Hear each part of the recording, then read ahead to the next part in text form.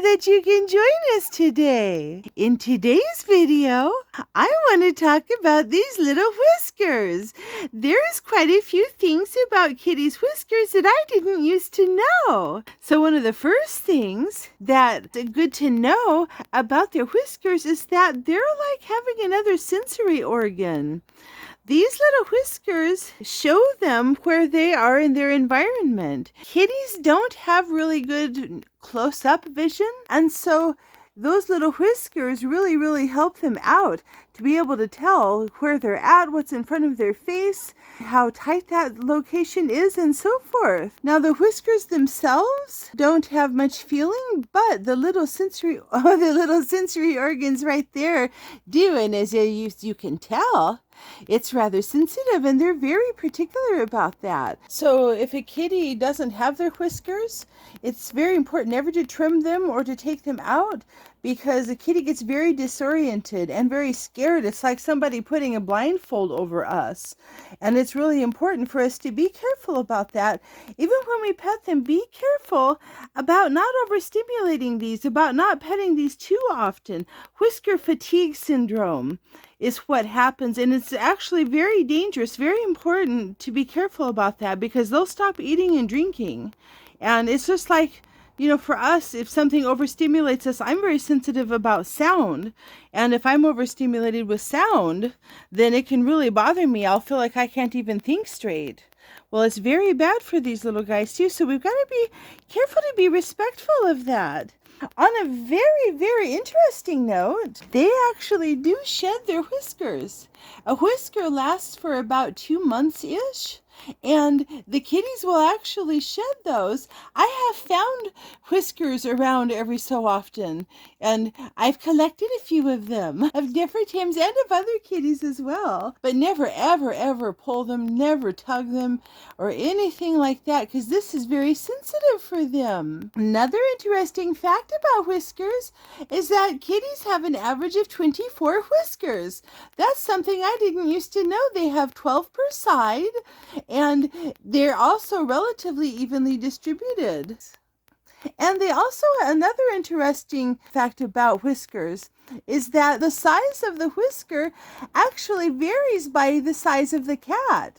So the largest domesticated cat is called a Maine Coon cat, and their whiskers can get to be about 6 inches long.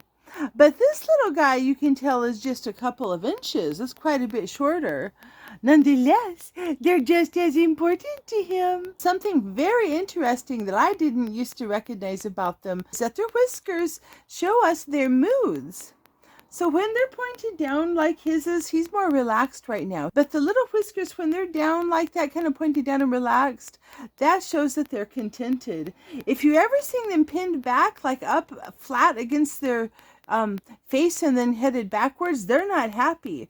If you see that and the ears are back, they can be either scared or they can be really aggressive feeling. And they're saying, I'm not happy anymore. If you, on the other hand, kind of see them more forward and you see the little ears up there, then that will be a sign that they're interested in what's going on. And he's now holding it a tiny bit forward. His little ears are forward. He seems interested in what we're saying. Look at the forward ears. Try to think for a minute about just what it would be like to have those. Yes, and just how sensitive those would be. Yes, you see how they're just brushing up a little bit against his whiskers? He is aware of how close that feather is because he can't see it really close, but he can feel it.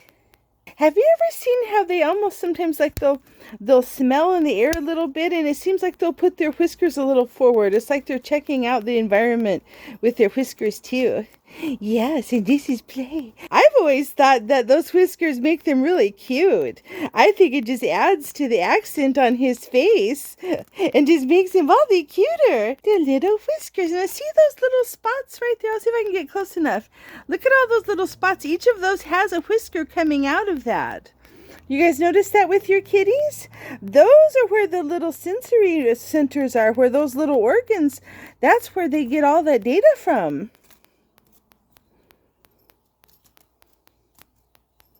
he can tell where he is on the bee by he can tell the second he's getting close to that bee bite because his whiskers will start to touch it.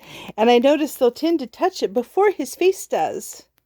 They're extended a little bit out past his face. I'll see if I can get in close. See how it does this? So he'll touch things with his whiskers first, and it shows him, the boundaries of where he's going to touch. Well, thank you all so very much for sharing this video today. If you like the contents of our videos, don't forget to take those paws and paw that like button. You can paw the subscription button and you can paw the notification bells so that you can see all of Nippy Cat's videos. Well, thank you all so very much, and we look forward to seeing you in the